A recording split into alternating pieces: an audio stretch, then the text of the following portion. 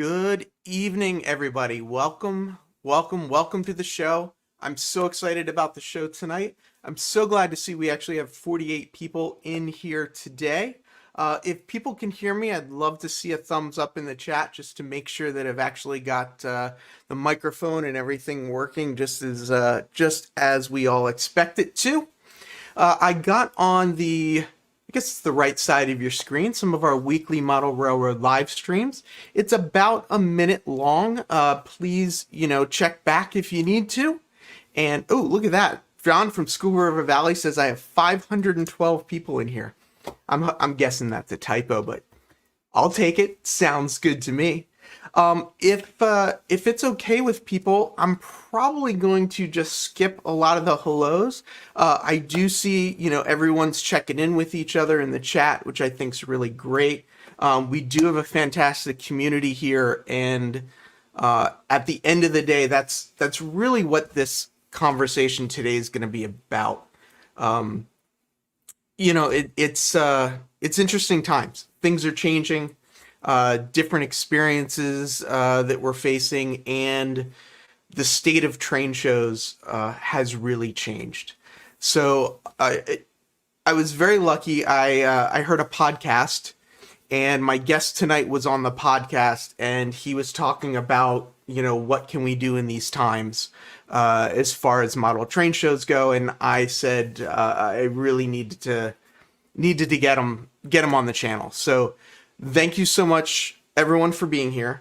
And to bring John up, we're gonna do a little something that they do at the start of every Amherst train show.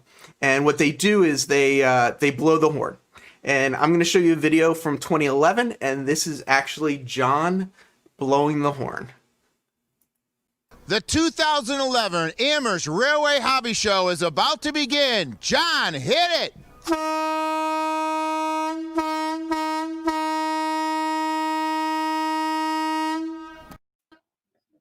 John, that's so awesome. That is a lot of fun. And if you guys have listened to that horn, you can actually see, I got yelled at. They said, "What kind of horn is that? You should do a horn like you're going across a street crossing or something like that." So it took me a year or so to learn to do a couple of longs, a short and a long. But I just wasn't thinking about it at the time. It was the first year we did it. The horn was donated by a railroad salvage company, and we got a guy to hook it up to a compressor. And what we were going to do for this year was hook up a 5-chime. We actually had a 5-chime donated. And the problem with that is it's when we set the single one that you just seen up, it's right outside the door, but it's very close to the line of people waiting to get in. So we let you know to cover your ears in it because it's deafening, but a 5-chime actually could damage your ears. So we're thinking of putting it up on top of the building. So that's probably a smart idea. So John, before we get too much into the Amherst show, I want to just take a step back. Who the heck are you? And like, yeah, how did we get to this point, John? Well, if we start really far back. Well, let's start maybe 16 years ago.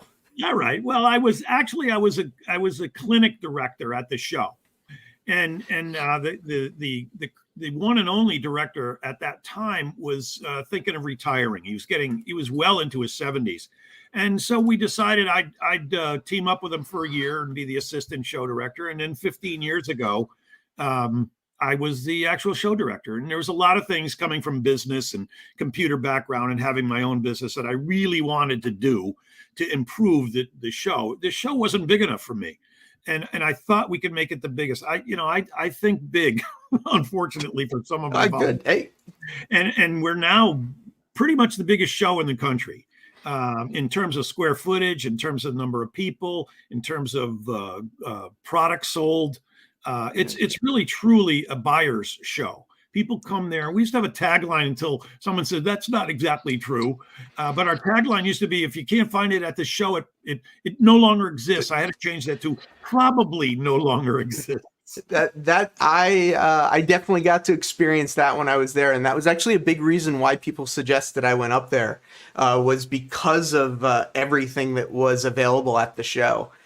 You mentioned that the previous show director retired at about 70. So I'm guessing you're, a young man of. I'm a baby compared to the previous director. Yeah, as I had mentioned to others, and including you, Heath, this job is very much a Pope-like job. You're in this position until you die. And they don't take resignations at all. But I'll tell you, it is still my favorite time of the year. I live for this show. I truly do. And I was just wrecked when the folks in the health department told us we couldn't have it this year. So we, after a bunch of discussions and a lot of great input from our exhibitors that have been coming for years, we decided on this virtual show. Nice. And you're actually a modeler too. I know you sent me some photos, and I just I started just looking at some of these photos, and they're really incredible. Do you want to just tell us a little bit about your personal railroad? This was in a box. I couldn't tell you what kind of kit it is, but it was half built, and the guy said, I just can't build this. You could have it. So I finished it off and put some barrels and a couple people on, and it's just a small little wreck crane, a maintenance away type vehicle. And so it sits around my roundhouse right now. It doesn't run that well. So I don't know what it'll be like if you pull it, but it's great for just, being there and just hanging out. So it came out nice. I actually did that during the COVID. What else are we going to do? Times. Yeah, right. And this is looks like HO, but I don't recognize that track. Yes, that it is HO scale. You don't recognize the track because all of my entire layout is hand laid. So it's all code 83. Code 70 on the branches, and I have a small branch. It's code 55 hand laid. Oh, nice. There are 157 switches, a couple crossovers and slip switches, and it's insane. I think. Go ahead. I can't remember if you said it here, but 1,000 square feet. You're saying. Yes, yeah. I've got two rooms about 20 by 25. They kind of overlap. They're separated by the chimney in the basement, and actually what that looks like in the back there is actually one of the lolly columns in the basement. But that's an old Campbell building I built 1,000 years ago. It actually came in second in a contest, in an MRA contest. Oh, awesome! But there were only 2 entries. Hey, second's still good. That don't need to qualify it. Second was still good. But yeah, I'm just I'm kind of I'm blown away by this. But I didn't mention this earlier. I mean, my apartment is less square footage than your layout. Oh my! This shot here is incredible. That bridge. I mean, and that's scratch built, that bridge then? No, actually it is.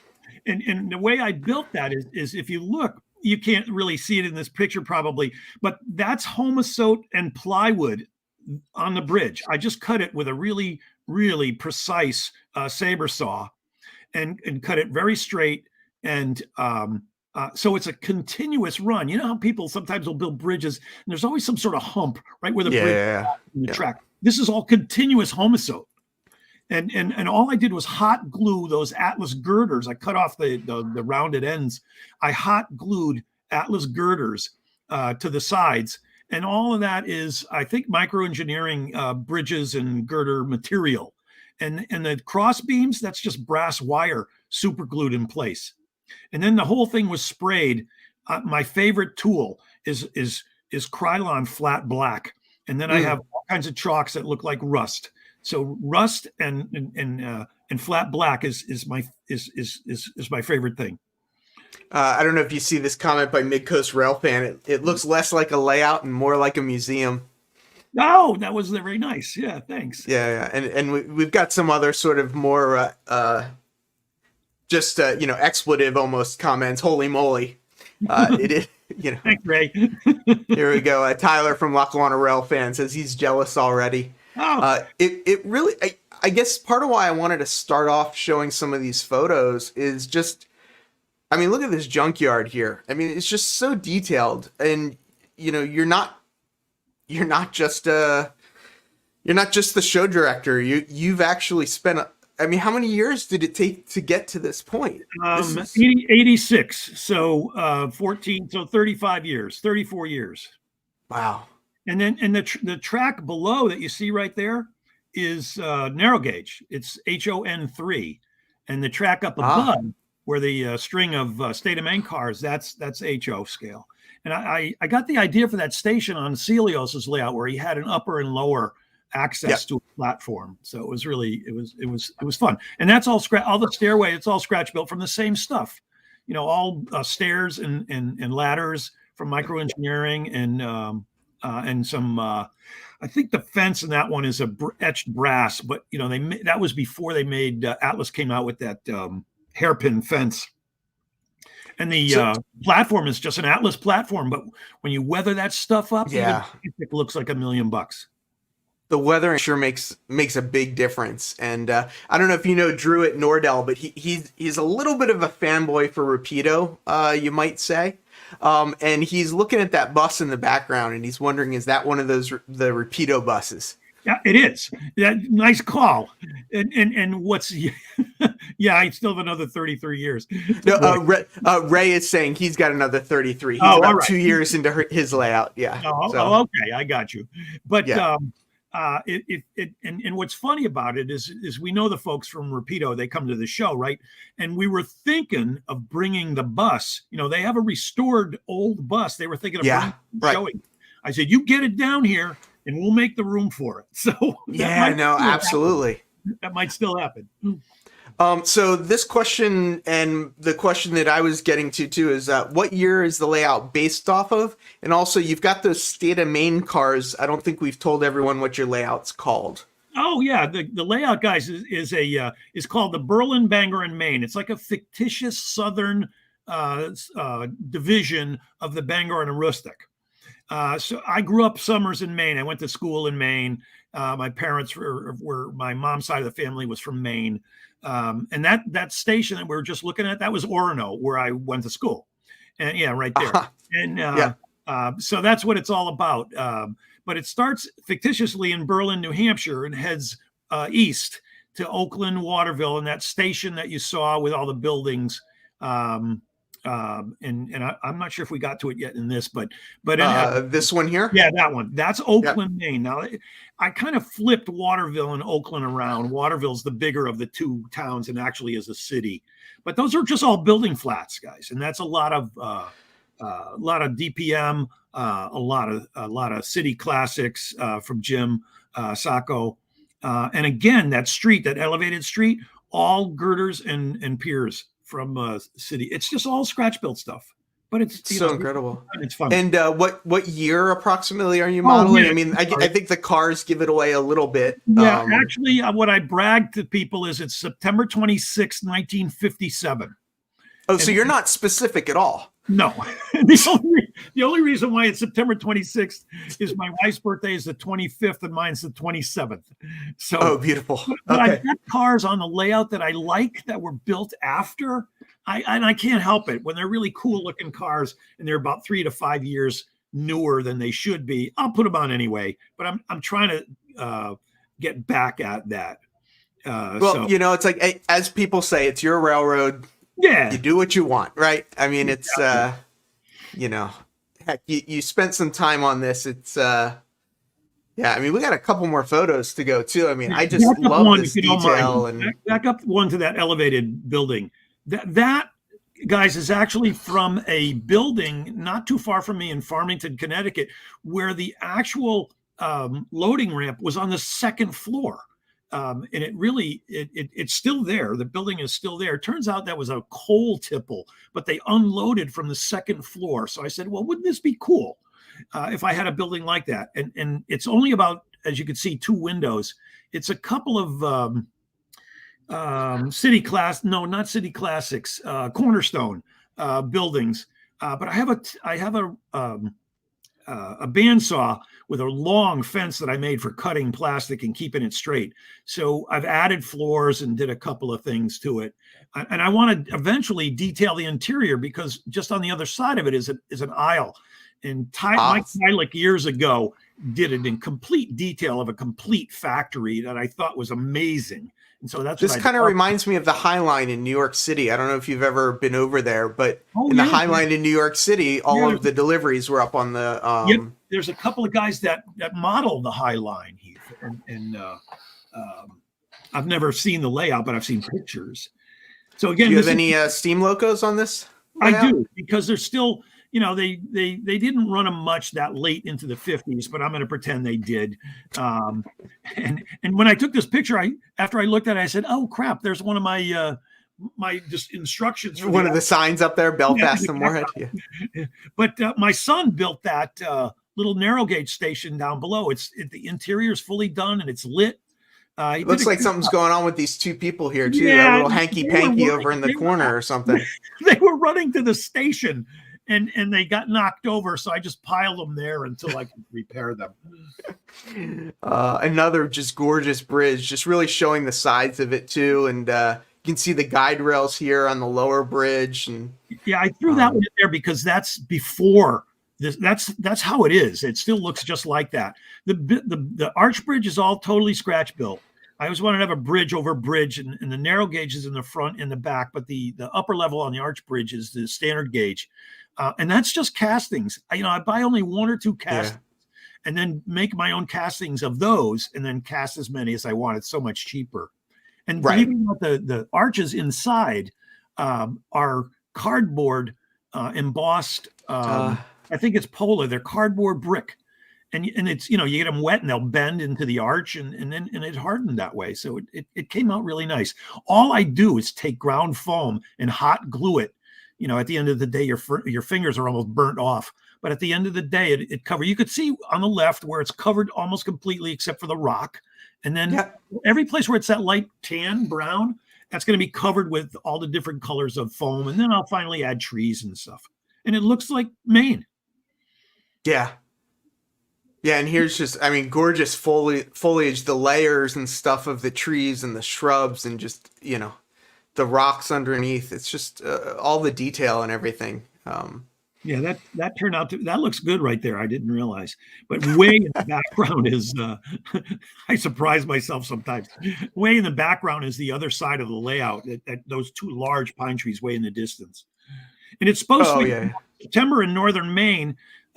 It's starting to show. So if you look every once in a while, you'll see some foliage turning orange and yellow and all that kind of stuff. Right. Oh, yeah, because of the date, September 26th, the exact date. Further north, and it's not quite peak up there in early September. So I know you mentioned this a little earlier, but you used to, when you would do the show, you'd invite people up to your layout a little bit before to do operations. So are you mostly into operations, or do you like rail fanning your layout, or what is your passion with model railroading? What part of it? What I like most is going to other people's railroads, model railroads, and saying, "Hey, how did you do that?" I've gotten all my best ideas from fellow modelers. I didn't think up anything, but when I go to a layout, I'm sure I'm probably driving people nuts, but I'll ask tons of questions because I just want to know, "Hey, how'd you do that? That is so cool." And that's what I love doing the most. But when I walk into a layout, I'll say, "Okay, tell me where it starts," because I want to see how you travel over the layout. Every once in a while, they'll say, "Here, take a train and see for yourself." That's cool. So I have a couple of those early routes. When you come to an op session in my house, it's a passenger train, and it takes you over the whole layout, and it's easy. And you just have to know where to stop, and it's great for beginners. So it's a lot of fun. I miss it. We haven't had op sessions since March.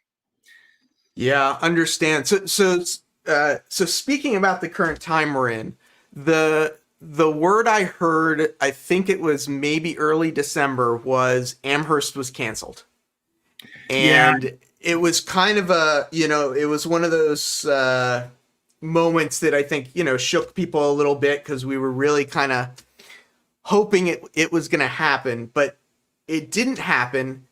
But you guys didn't stop there.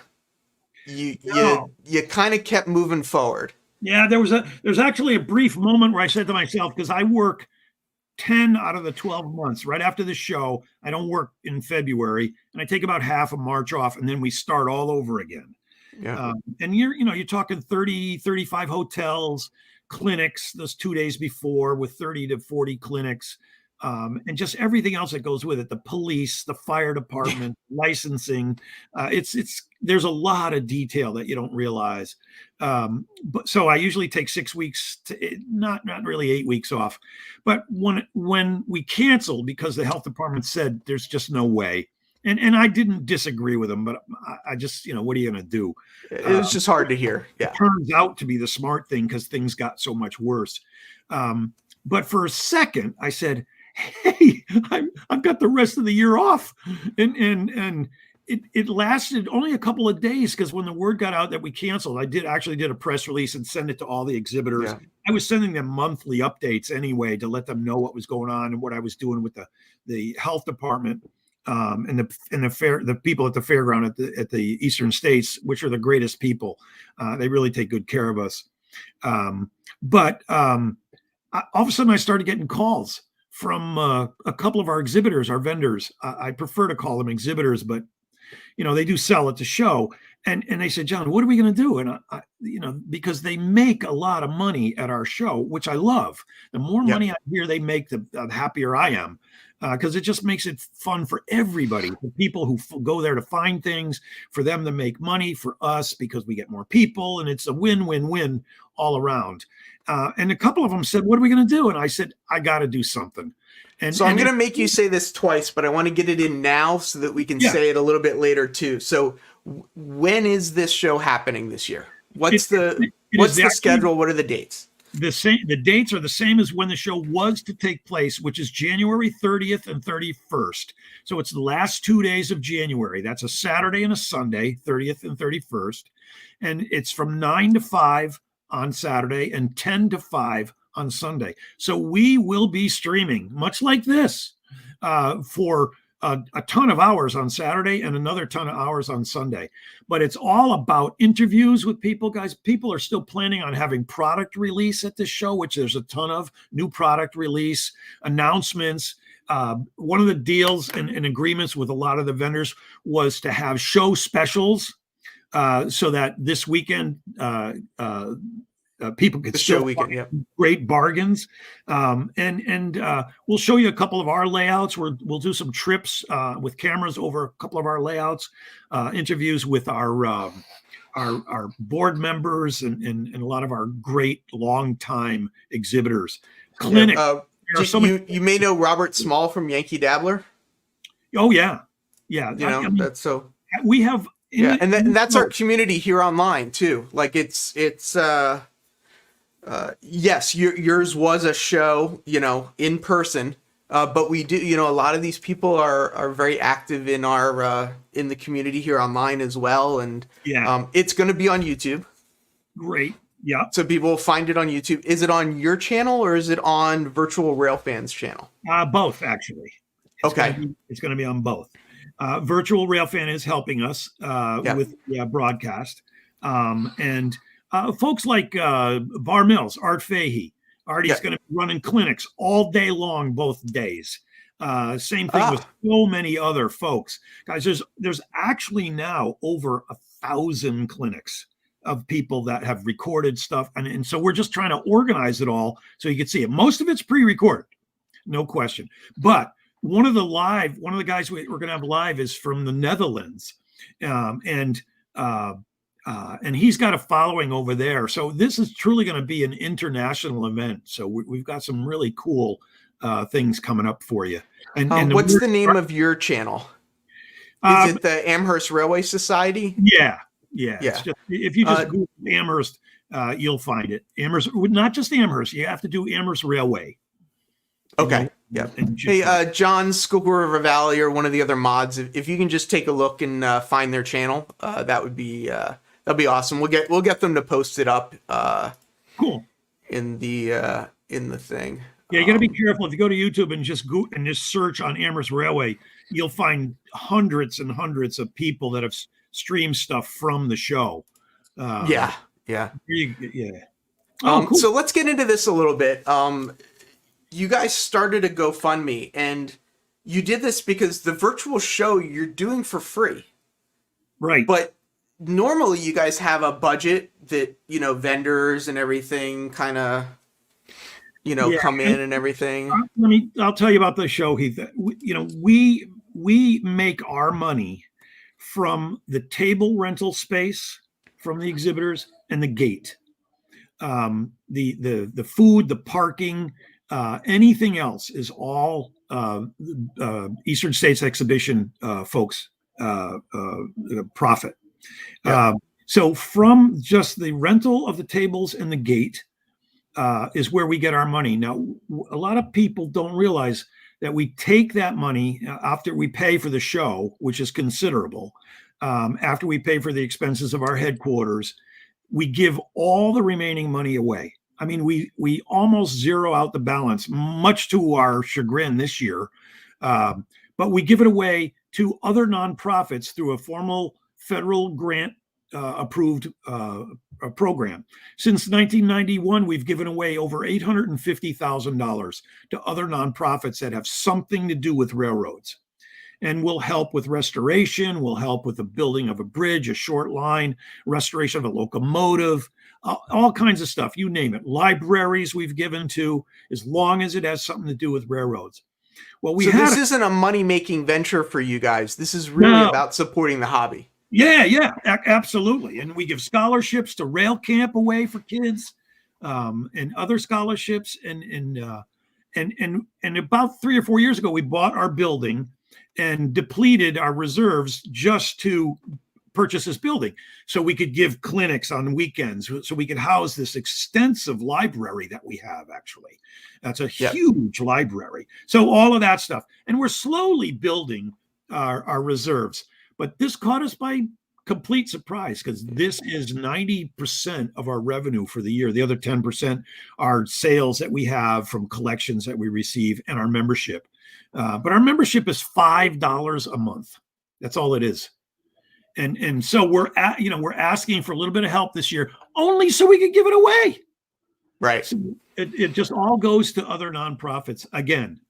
Yeah. There seems to be, just so you know, there seems to be 2 Amherst Railway Society channels, is what we're looking into. So we're just trying to figure out which one is which one's the right one. If we don't figure it out during this stream, I'll post the correct link in the description right after this. So we will have that in there. Started by a member a while ago, and I'm not sure which ones you're looking at. But yeah, like you say, we'll get it straightened out. We'll get there.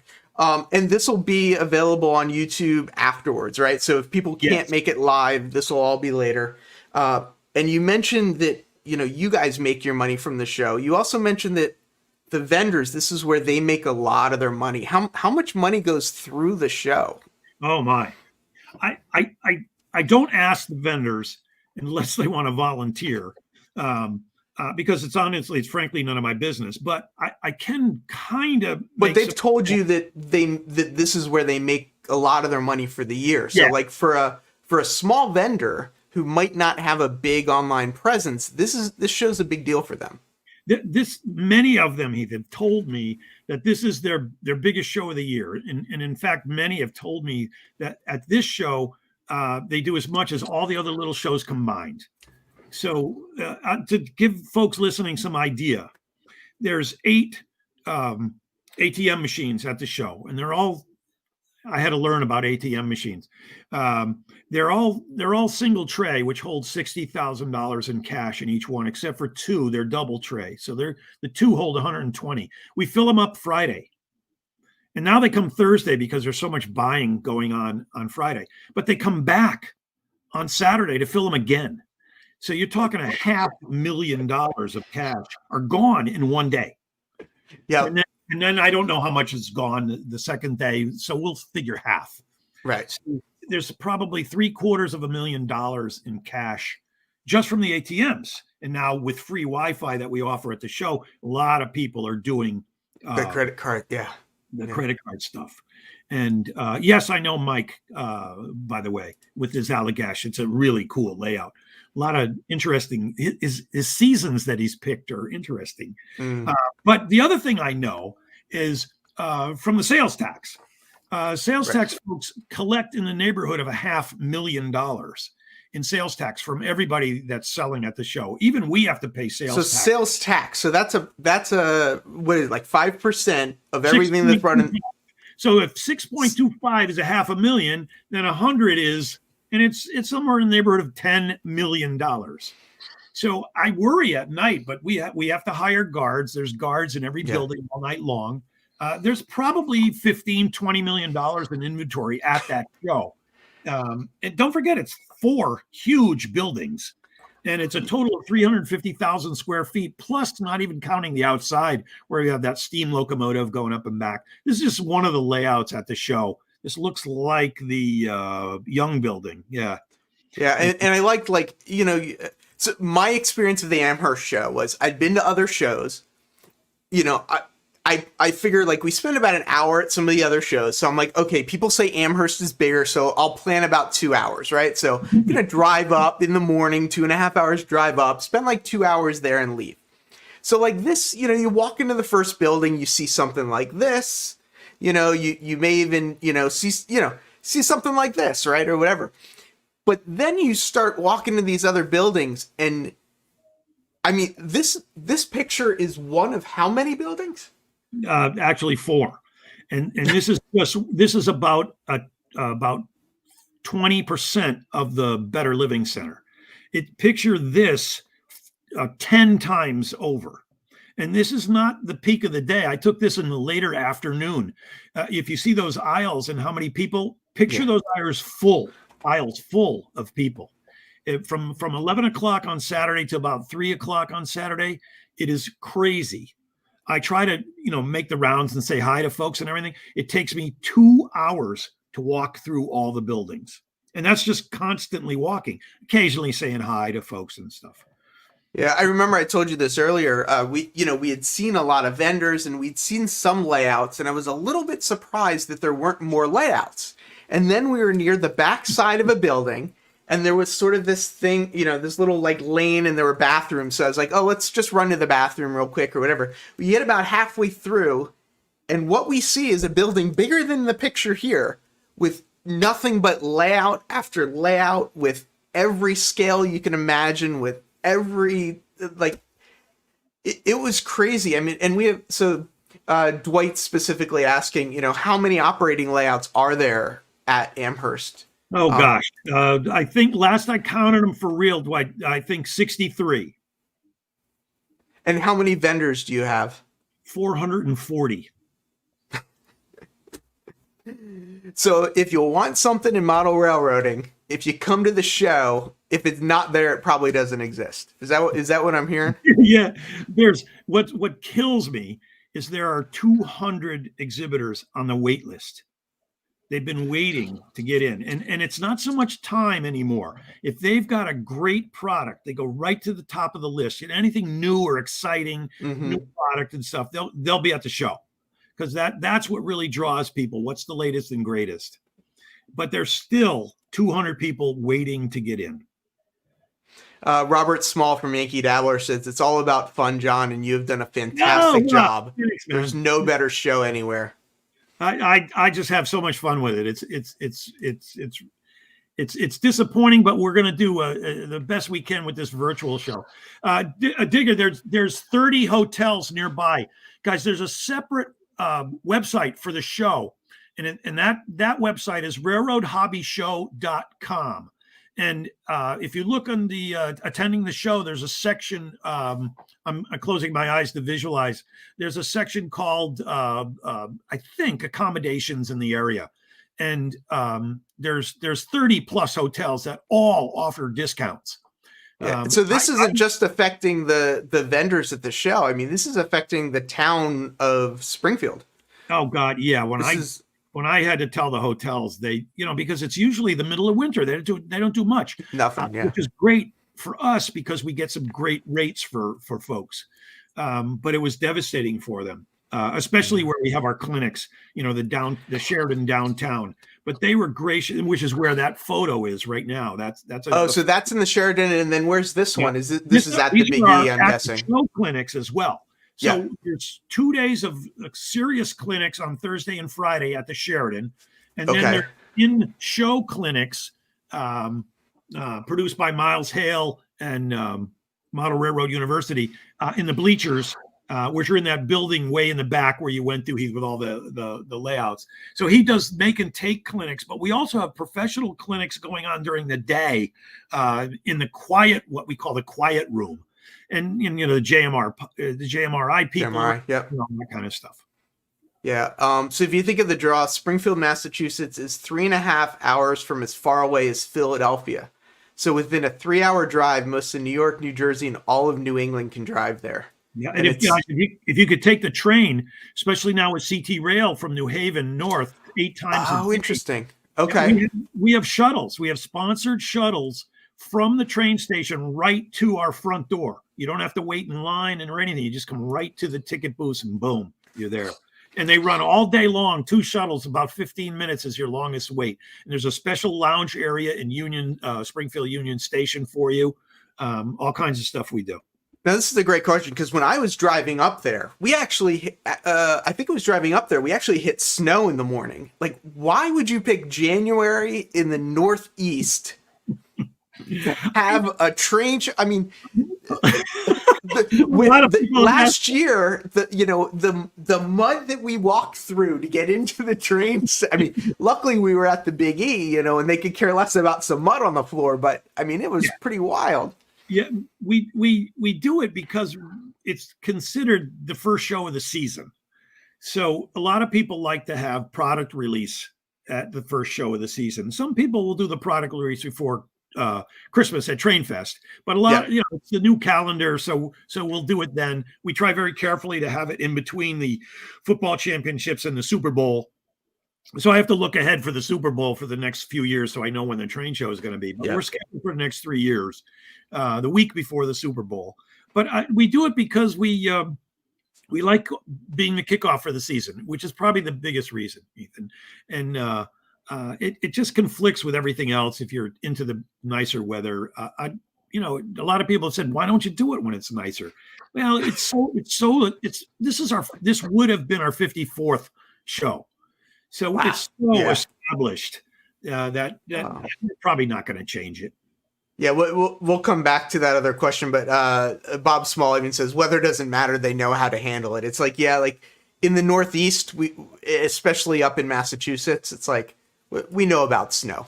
But and the last time we had, we're very lucky, knock on wood. But the last problem we had was maybe 4 or 5 years ago. There was about 8 to 12 inches on Saturday. Our gate killed us. Our gate, instead of 14,000 on Saturday, was like about 6,000. So it was less than half. But what was astounding was the exhibitors were happier than anything. They still made the same amount of money because the people are there. And while they were pleased because they didn't have to deal with the people just shopping, they were dealing with the buyers. We got hammered because there was no gate, but it made up for it a little bit on Sunday. So we ended up doing slightly okay. We were okay. As far as the vendors there, Anthony Dodge does 3-Rail HO. So he's interested in like Merklin and Pico, however you say that, and some of those vendors. Are they there at the show as well? Like, is he gonna? Yeah. Yep. Marklin is there, and European Trains Enthusiast is there as well, and everything European. They came to me a couple years ago, the European Train Enthusiasts, and they said, "Hey, can we have our own section in that back building that you were talking about, Heath?" So it's in the Mallory. They call it the Mallory South building, guys, and then Mallory North. And they call the 2 buildings together because they're connected, the Mallory complex. But there's all kinds of European stuff there, and it's really nice looking stuff too. and you could tell where they are. They're right next to the Lego layout, which is a huge thing that the kids are attracted to, but they like where they are. So my dad actually just got back into my dad, who got me into model railroading initially, just got back into it because of Lego cool. stuff. So it's fun. Yeah. So this is an interesting question. I'm not sure if he's asking about in person twice a year or virtually twice a year, but one of the things we did talk about was you're considering making this virtual part of it kind of a regular thing now, and not just, just this once a year. Jerry's asked if we thought about the show twice a year, and we can't. It's so much work.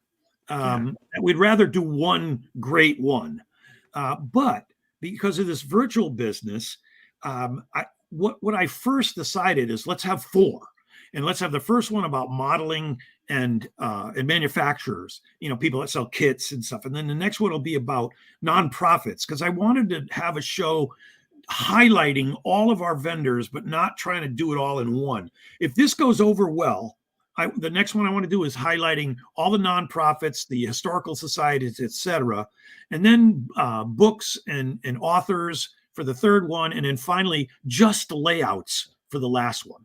And that'll take us right up to September, with 12 to 13 weeks in between, on time to start signing up for the new show. The other thing we've been doing in between is show and tell, because our own regular crew is dying to get together to either operate or work. We have work sessions on Friday night on round robin layouts, and then we have op sessions on Tuesday night. And that's all gone away. So what happens is we're doing show and tell. And if you go to amherstrail.org and look at the news, all our show and tells are recorded, and they're there. And that's the other way to our station as well, by the way, now that I say that out loud. But the last one was right before Christmas, a couple weeks before Christmas, and we decided to do a speed dating show and tell. So we had 20 clinicians on, and some of them only showed 1 to 2 slides, but it lasted 2 hours. It was insane. Yep. It was fun, and we recorded the whole thing. So it's on our website. Yeah, I just wanted to show this, the steam engine. You guys bring a actual working steam engine, and it gets set up outside. And I know you sent me this. It's actually, if you go picture. to the website, you can actually see it going back and forth on the track. If you go to amherstrail.org. But this particular one was restored by the Waterville, Wiscasset, and Farmington folks through Wiscasset, in conjunction with the folks at Wiscasset, and it's at this locomotive 11 is at Adaville. But to see a working, it's only narrow gauge. I'd love to bring a full scale locomotive. This costs enough to bring, and it's a narrow gauge. But to see this thing and to blow the whistle. So in the last couple of years when they've been there, I blow that whistle that you saw at the beginning of this show, and then they answer back. So we have whistle wars between the horn and the whistle. But it is hysterical to start the show. I'm like a little kid. It's ridiculous. So I want to get to something. We're about 15 minutes away from the hour, and I know you said that you're willing to talk forever, but I do want to respect your time, and I want to make sure we have this conversation while we still have a lot of people here to kind of get involved in this. So I apologize if I haven't gotten to some of your questions in the chat yet. I do apologize, but I think this is, when I heard you talk earlier on the podcast, this one thing was kind of what was important to me to have you on. And I want to try and figure out what we as a community can do because of the current situation. And what that is that, like you said, a lot of these smaller vendors, right? So like you said, there's 400 some vendors. It's like, how many of those are the big, huge vendors that already have online presence, that already have a following, that already have people, buying online from them, right? I mean, if it's 100, 125, that's, maybe 150. So there's like 200 vendors at this show that are mom and pop vendors some are retired and they're just, train collectors. Some people go and buy estate sales and, bring them to this show to sell it. And they don't really have an online presence. They don't really have whatever. What do we do? How do we find these people and get them the online presence? How do we, I loved going there because I found some stuff that I just couldn't find online, and I searched, and I would search, and the stuff is there. And there's all that sort of history and knowledge and the conversations that you have with these smaller vendors. And I guess I'm trying to figure out, a lot of people in the chat, I'm guessing probably about 3/4 of them, have their own YouTube channels. So, we do have some online platform already, but we don't know how to connect with some of the people that you've been working with for 16 years, let's say, this smaller thing. So, what can we do? Do you have any thoughts of what's the ask? What would you ask of us? And then what can we do to support it? Yeah. First of all, we have to know who they are. And if we just take my show, Heath, as an example, we need to first educate them. There's still a lot of folks out there that just don't get it. And I don't mean that in a bad way. They just don't realize where everybody is headed. Some of my vendors, exhibitors, don't have websites, don't have any social presence whatsoever, which is a huge mistake these days. And so what I offered to do for this first show was, even if you don't have a website, send me contact information and I will build a static page for you. So when they click on your name in the directory, it'll at least go to that static page. You could get some exposure that way. I think I haven't slammed that home well enough. I think I need to go back to these guys and I'm thinking I want to do more for those. And yes, there will be a virtual show guide. It's going to look, guys, if you've ever been to the show, we pass out 20,000 of these booklets that say who's in the show, where they're located, greetings from me, blah, blah, blah, blah, blah, all that stuff. We're going to do the same thing. So while the show is going on, you're going to be able to click on where the clinics are, who's in the show, jumps to their website, jumps to their specials. But there's so many people that don't even want to be a part of it.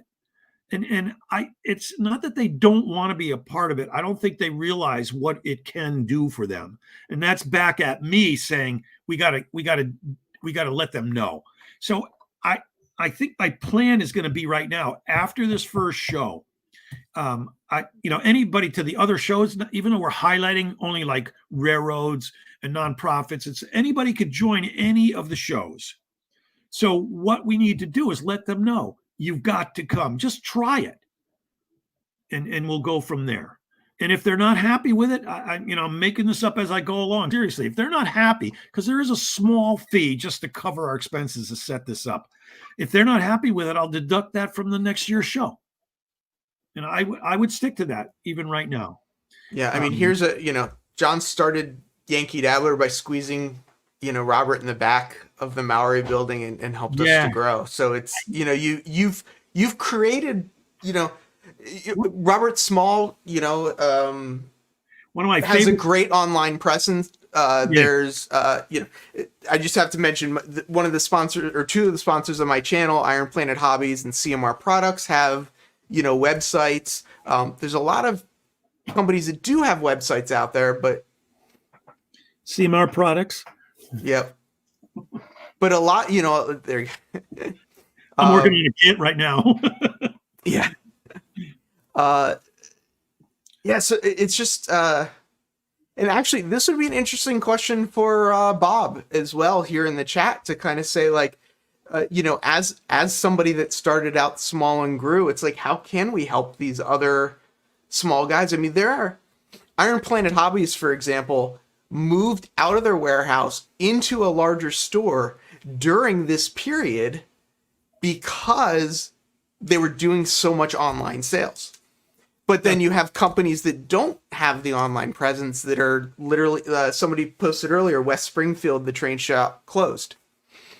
You Well, know, yeah, it's, and I get that, but Dennis has had that shop from his dad for 55, 60 years, and he's just of the age where he wanted to retire. Running retail open 7 days a week. gotcha. Yeah, yeah. And were sales dwindling? Yeah, but not enough to make him go out of business. But I've known Dennis a really long time, and he's of the age. He's almost my age. He's almost 70, and he wanted to retire. And it's a shame because that was the closest hobby shop to me. Probably there's only one or two.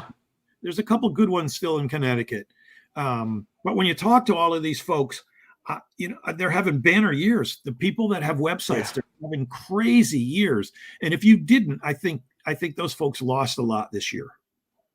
Yeah, I mean, here's John Trey in BFGR. He says, as a small vendor at train shows, he's been selling on Facebook groups since the shows have shut down. It's like, so you don't necessarily even need to have your own website. You can do Facebook, you can do eBay or whatever. Yeah, set up a little eBay store. It's free.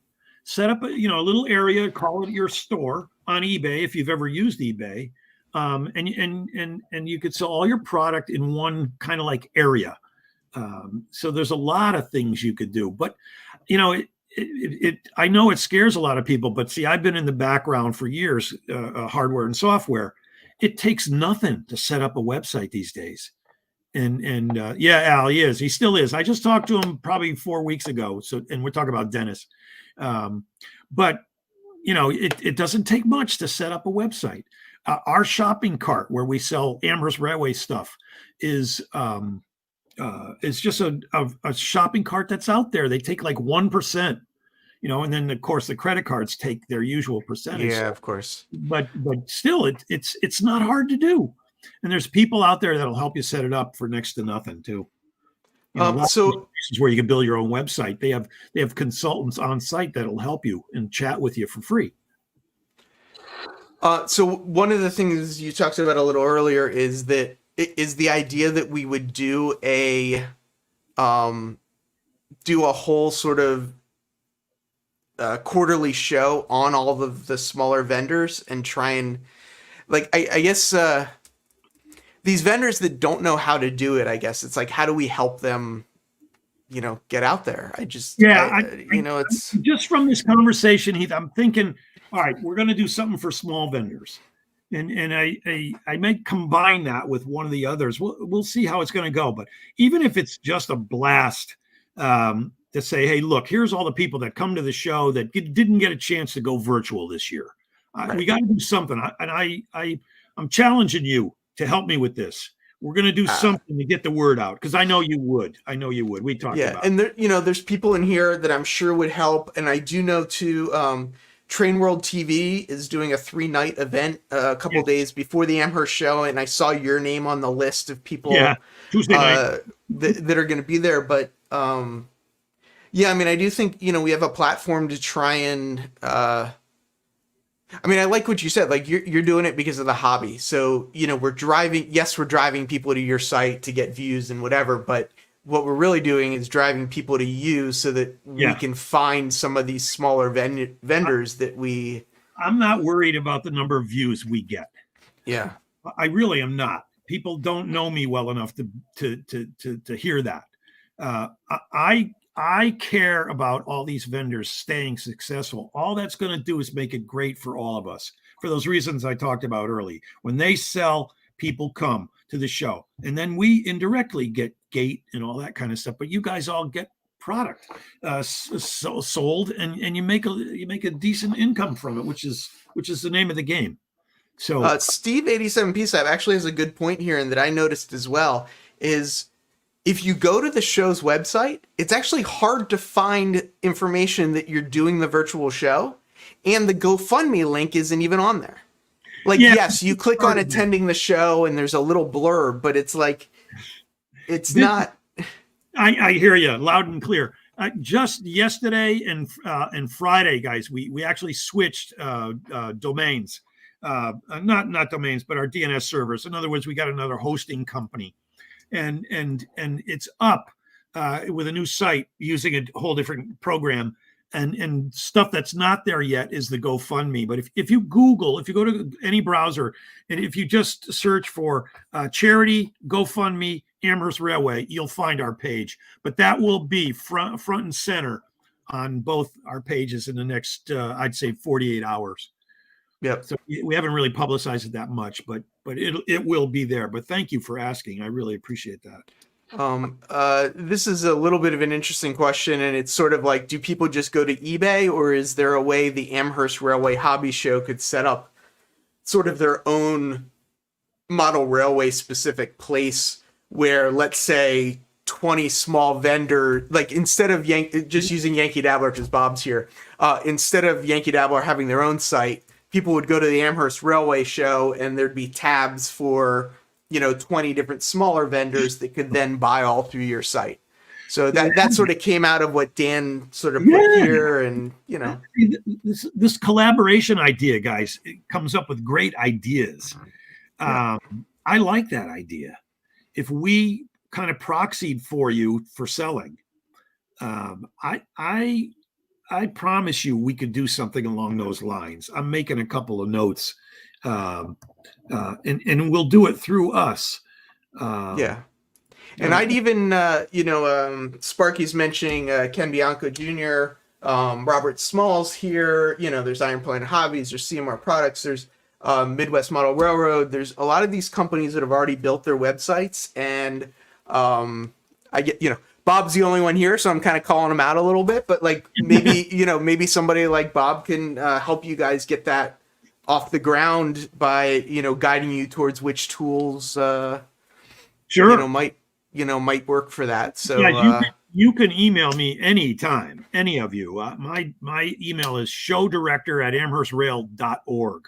So if you guys have any ideas, just say it one more time, a little bit slower. It's not a hard one, guys. It's show director, all one word, at amherstrail.org, because we are a nonprofit. Yeah. And Drew's mentioning this too. And I'll say, so Drew is working, he's in North Delaware, and his train show in his area is not happening, and he's trying to get together some sort of little virtual thing as well.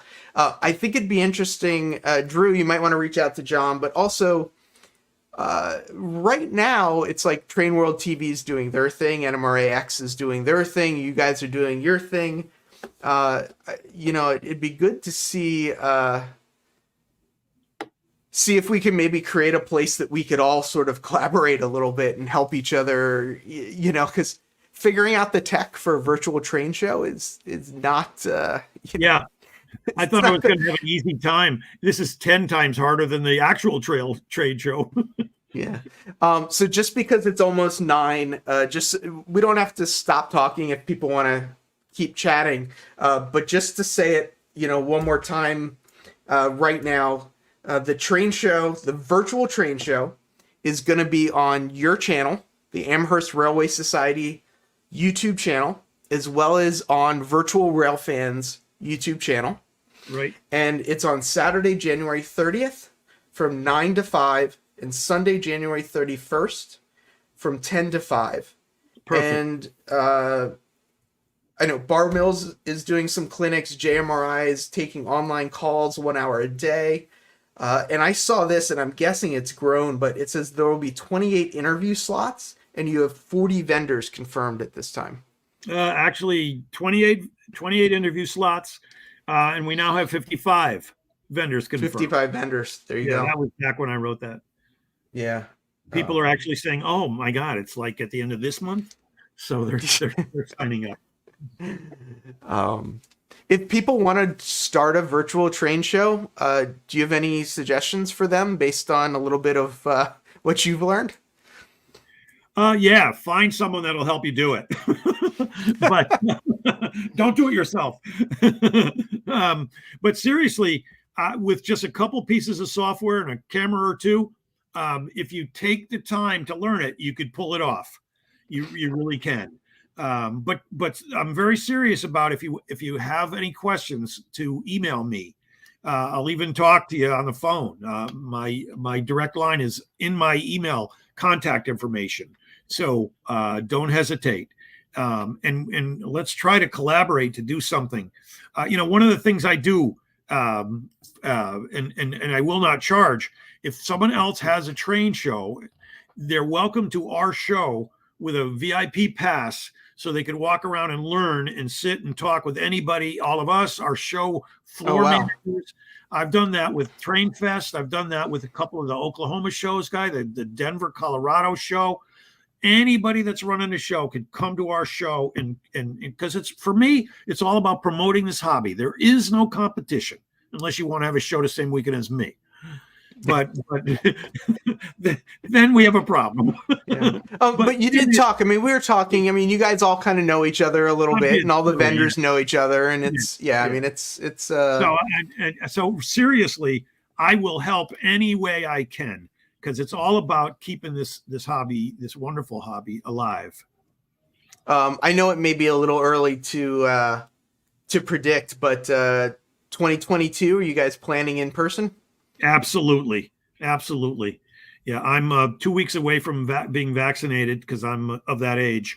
But I predict by June, July, we'll be at that threshold where, as they say, herd immunity. Herd immunity, will be there.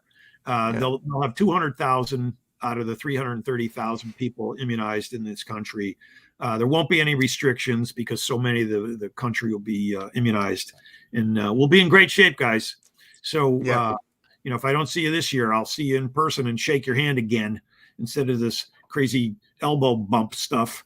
And there's a lot of vendors that come to the show that I hug. I'm a hugger. So I've got a couple of guys that I gotta be careful. They're so frail now. They're so old when we hug. I don't want to break anything. One of the questions that came up earlier that I think is actually kind of interesting is, what was your biggest year? Like, as far as I think the question was specifically about attendance. Like, attendance. Has the show been growing? Like, what? Yeah, the show is hovering right now. We've consistently been over 20, and I'll tell you more about that number in a second. We've been over 20,000 for the past 10 years. But our record show was a really cold weekend but it was sunny, and we had 14,000 on a Saturday, and we had about 12,000 on Sunday, and so the gate which is what I announced, and then the total population. So we had 26,000, but what people don't understand is there's 3,500 people in the show. Railroad layout people, vendors, and all their helpers and all of that. So we have 3,500 badges that we prepare for the people that are in the show. So total population was about 29,000. Wow. Last year was about 21. Yet it was down. Well, from 5 or 6 years ago, it was down a little bit. But we had our best show ever in terms of us making money. So we were able to, just before the pandemic, give a lot of money away, which was great. Have you always used the same number of buildings? Sparky 107 is asking if he made it to 2019, missed 2020, he's hoping to come back 2022. And 2020 were the same size, Spark. So 2019, you could say building-wise is the biggest show. There are no other buildings at the Eastern States Exhibition that are heated for the winter. So we have all the space. Oh, gotcha. Back in Mallory, there's another 20,000 square feet that I don't take. I use it to keep trailers warm for the guys that don't want to keep their trailers outside. So there's back where the train ride is for the kids. It just circles around all those trailers. So there's another 20,000 square feet that I could take if I want. So in that building, the deal is they only. I didn't even think of that. So you can only use the spaces that are heated. Yeah, we actually get there on Wednesday and start preparing. And in those buildings, we actually have to insulate the doors. There's a lot of I noticed that when I was there. Yeah. So we have to insulate the door, the half garages. They stop at about chest height so the cows and horses can stick their heads out during the fair. So we have to, because they're not airtight, we actually insulate with foam insulation around all of those doors. So we're there all day Wednesday, all day Thursday to set up. survey, chalk the floors, and then everybody comes in on Friday. Before you answer that question, Anthony, Georgia Sunbelt says, yeah, he spent a lot of money in 2019. I think we've all got that story. Benghazi Junction Carl is asking, how do you think we can get more younger modelers into the hobby? Start early. Carl, start really early. So we do a lot of stuff. I have Maggie, the circus clown there, the Lego layout, the train ride, all this other stuff for kids. And keep them interested. I used to do an under 16 layout building contest, and I'm thinking of switching that to it got too competitive, frankly, and the parents got too involved. So I said, no, this is for the kids. This isn't Little League, and all that kind of stuff. So I'm thinking of doing almost like a kids Fremo, as long as we them where the dimensions of the edge of the track should be and the height. I'd love to do something like that. Ray, the Cow Palace. That's actually what one of the barns is similarly named in the Young building. Used to be the cow barn. They used to have rail traffic with stock cars right up to the back of that building years ago. But so we need to still do more things for the kids. But Maggie the clown, for example, she actually was a true Ringling Brothers clown and lived on the circus train for 3 solid years. We actually had her as a guest at one of our monthly meetings. She came in costume. It was unbelievably hysterical, and what it was like to live on a half-mile long train. When you went on a date on the train, you had to walk a quarter mile to the other car where your date was. And that was one of the silly stories she told. It was hysterical, but it was very interesting. Yeah. Give train sets as gifts. We're going to do that at the virtual show. You are? Oh, great. Yeah. We actually did that in December. We actually gave away 4 train sets. Oh, nice. And then we donated $400 to Michelle Kempema's youth program at the Colorado Model Railroad Museum for their program. And they do T-Trak modules where the kids can build a T-Trak module. And in their museum, they will set up a spot where the kids can come and put their T-Trak module into the museums. I like it. And then run trains. And it's... and I was just, my local club actually has a G scale and O scale set with a button where kids can come up, push a button, and when you push the button, the train just goes, and it's, We have a couple of layouts that are kid oriented with that, and this year's club was supposed to be build the clinics before were supposed to be build a T-Trak module and then bring it to the show because there's a T-Trak layout at the show. And we're going to give them some extra space. But, of course, we'll probably do that next year now. So, yep. But I like your ideas, Heath. They're right dead in line with what we should be, what we all should be doing. Yeah, and we're all, I think what's great is before this time, some people did live streams, but there was a lot more, YouTube is not receiving enough video for it to be smooth. Well, I'm not sure how well the stream's going right now, but we'll see in a second.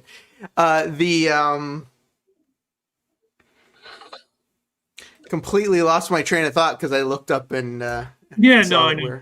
Yeah, when something bugs you like that. Here's a great question though. Is Amherst Railway Society a club?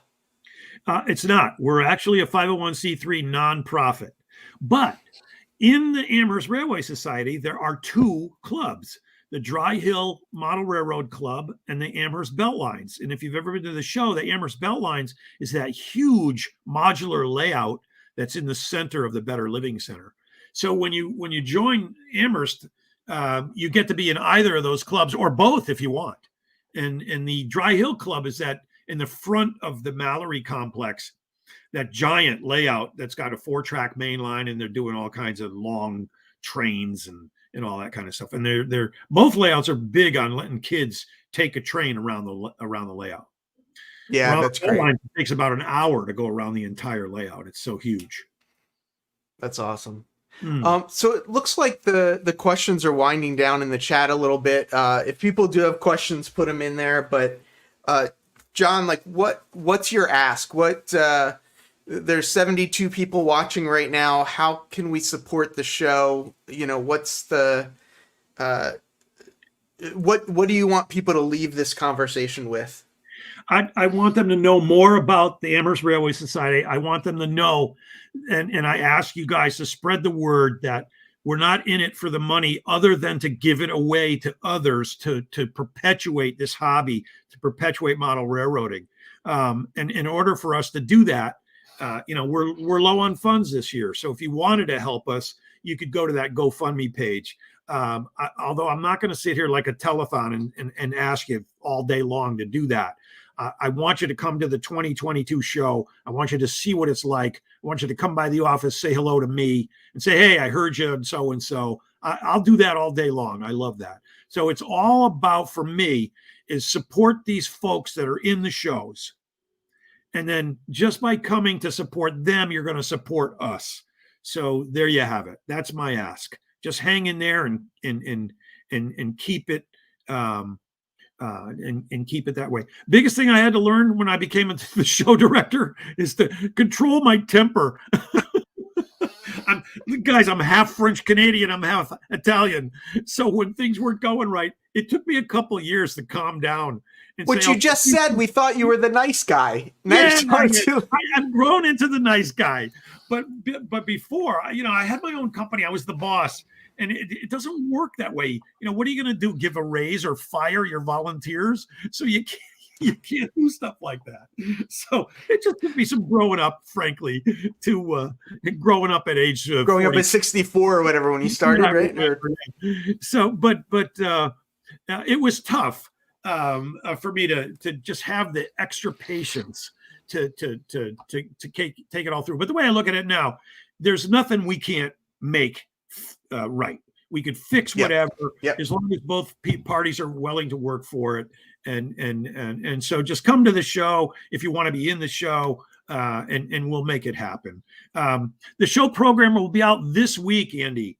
And just keep checking back on amherstrail.org to the virtual page, and you'll see that. I'm actually working with all the folks. I'm still waiting to hear from some people as to when they want to interview. Otherwise, I'm just going to assign them because it's only 3 weeks away. You got to lock them in. Lock them in. Yeah, you gotta. So I'm going to send them an email saying, hey, you've only got a couple more days, and there you go. Sparky, thanks. I saw that little comment from Sparky. Yeah. So the GoFundMe, they were asking what your target is. So you're targeting 100K on that GoFundMe. Yeah, we and guys, not that it's not public information, because any 501c3 is, if you go to Form 990, you can see what we do every year and everything. But we usually make just over $100,000 after everything is paid. So from that, we pay for our building, and the rest we give away, with about $20,000 in reserve for emergencies like a roof if the roof leaks and stuff like that. So from that, so that's why our target is 100, because that's what we usually make at the show. If we could get there, I will die and be seriously happy.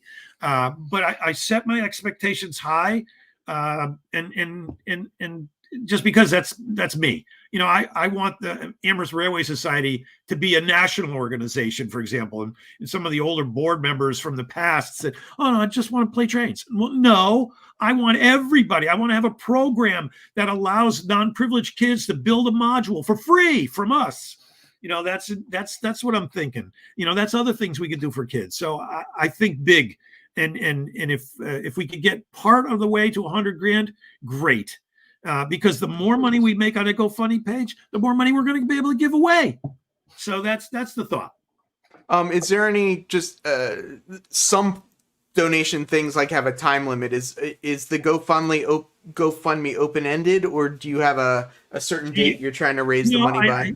I haven't thought about that yet. Probably after this, we're going to weigh how well this first virtual goes, and if it looks like it's about all we're going to really make, maybe we'll shut it down. But I'd like to leave it open for a while. and if we can, obviously, if we make the goal, that'd be great. We've got a good start without hardly any publicity. But the answer is I'm not sure yet. Yep. Yeah. And I just, you talked a lot about the charity that you do, you know, the money and whatnot. You sent this picture of you giving away a train set, you know, that's a part of what you do. So you're not just raising the money for the show, but you also have charities. And... Yes, we pick a charity. And for the last several years, up until a couple of years ago, our charity was the Bay State Children's Hospital, very specifically the Children's Oncology Ward. And we promised them $14,000. Over the few years, we gave them $30,000 and met that challenge. And then they knowingly, we moved on to another charity. Now we're doing Autism for Children, specifically Autism Children Connect, which is part of Connecticut, which is where I live. But they do have kids from Massachusetts as well, which makes it kind of cool. And so we have these raffle layouts and or train sets, which we did last year. And that's separate and in spite of all the other stuff that we do. All the sales from the raffle go directly to that charity, 100%.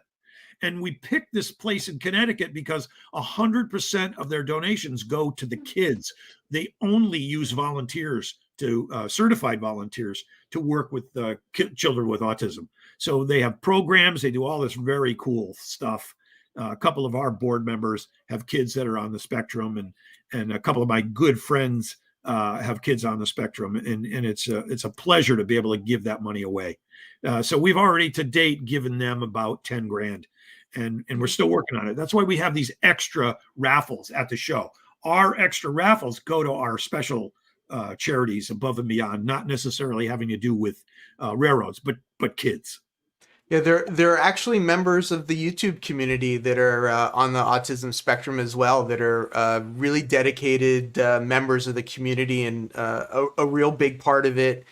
Join in on the live shows, and you know, are really a part of what we do. And I do think, you know, like Sparky makes a great point here. I had no idea that there was so much other stuff that Amherst does for the model railroading and the, you know, the train hobby in general, outside of just the show. And, you know, I'm glad we got a chance to do this because, you know, I think a lot of people didn't know that. So, you know, we appreciate that you're bringing up that side of it for us. You have given me the chance, and I really appreciate that. And thank you guys, because it's, you know, it really is from the heart. Sean wants to know what part of French. My mom was born in Frenchville, Maine, and her side of the family was Violette. So her maiden name is Violette.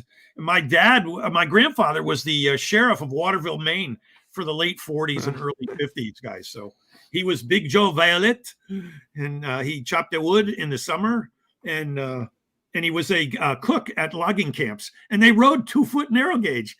And my mom has no pictures of it, which drives me crazy, but it is what it is. Yeah, and just to say it again, people are taking care of it in the chat. They've put up your email, but yeah, anyone that's interested in finding out more information, feel free, email John. He's, you know, he put his email address, gave it to us, and they moved their server, so his email will hopefully keep working. And we were down Friday night and all Saturday. Man, you made me nervous. That's for sure. I was like, "Oh, is this not going to happen?" He's like, "Where is he? What's going on?" But John, you know, as Bob says, you know, thanks for all you do for model railroading. Thanks, Bobby. I want to thank you so much for your time tonight. Please just hang out for a second. I'm going to drop you down. Just say a real quick goodbye to everybody. Yep. And then, you know, we'll just chat for a second after this. But John, thank you so much, and it was really great talking to you, Well, and we thank learned you a right lot. back. So I really appreciate what you do. yeah, awesome. Thank you. Everyone, thank you so much for being here. This was a lot of fun for me, being able to talk to John, hear what they do, and talk with everybody in the chat and bring this out. So let's do it. Let's support these virtual shows. Let's promote them on our channels. Let's see what we can do to keep the online community going. So have a great night, everybody. Thank you for spending your time with me. I really appreciate it. And I will see everybody really soon. Thank you.